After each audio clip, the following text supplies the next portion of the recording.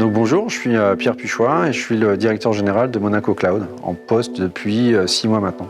C'est ce qui m'a plu, moi, personnellement, quand je me suis engagé dans le projet. J'ai posé beaucoup de questions au départ et j'ai trouvé qu'il y avait finalement les bons facteurs pour réussir à faire quelque chose qui est extrêmement ambitieux et qui peut avoir beaucoup d'écho dans le marché de l'industrie du cloud. Alors Monaco Cloud, c'est un opérateur de cloud public, souverain. C'est le premier cloud d'État souverain en Europe. C'est d'abord une souveraineté territoriale. Ça veut dire que 100% des infrastructures et nos environnements sont localisés à Monaco. Souveraineté de gouvernance, ça veut dire que ce sont nos équipes qui interviennent sur les équipements. Ce ne sont pas des équipes tierces. Il n'y a pas de connexion externe sur nos systèmes. C'est également une souveraineté juridique, puisque on dépend uniquement des juridictions monégasques, donc ce qui est quand même extrêmement important pour nous, ce qui veut dire qu'on se protège totalement en termes de données de juridictions externes, et également 100% de l'actionnariat est monégasque, ce qui est également un facteur extrêmement important sur la souveraineté, sur la pérennité de la structure également, ce qui nous donne une réelle définition, finalement, une réelle approche de la souveraineté. Alors Monaco Cloud, c'est un opérateur d'infrastructures de cloud public. C'est en ça qu'il y a une particularité sur Monaco Cloud, des structures qui peuvent se prévaloir d'avoir une structure d'État, c'est-à-dire d'avoir un actionnaire majoritaire qui est l'État. Ça fait réellement un facteur différenciant sur le marché en termes de pérennité de la structure, en termes de sérieux aussi, d'application d'un certain nombre de règles. On est soumis à beaucoup de contraintes réglementaires et sécuritaires, on y reviendra, mais c'est un vrai avantage sur un marché européen. Ce qu'on peut dire sur l'offre de Monaco Cloud aujourd'hui, c'est qu'on l'a déclinée sur 4 axes. On a le premier axe qui est la performance. Ça veut dire qu'on a fait des choix technologiques, on a des partenaires technologiques qui sont extrêmement renommés et qui sont capables de nous apporter vraiment cette dynamique technologique.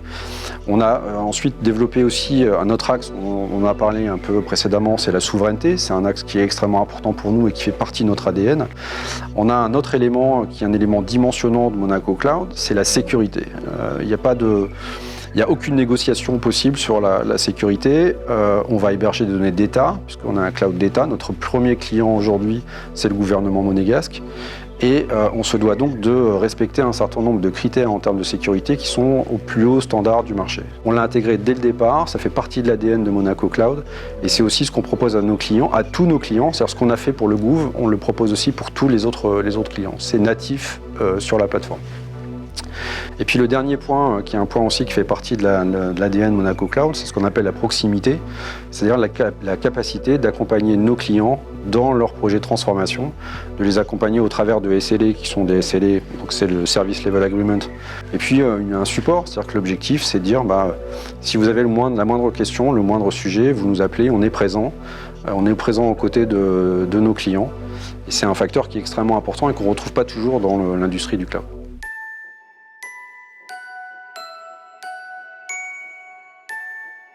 D'abord, c'est de le faire et de le faire le plus vite possible. Je pense que la transformation numérique est là.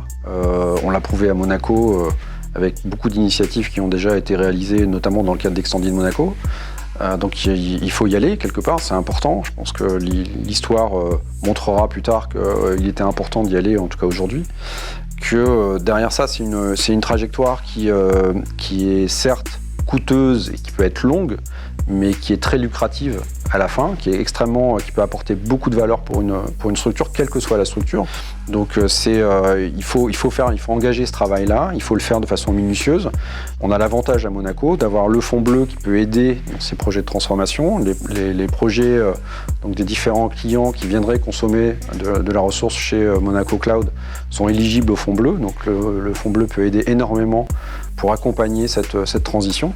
Donc le conseil, c'est allez-y vite, faites-le bien, faites-le de façon ordonnée, et puis y profitez du fait de l'accompagnement qu'offre le gouvernement aujourd'hui au travers du fonds bleu.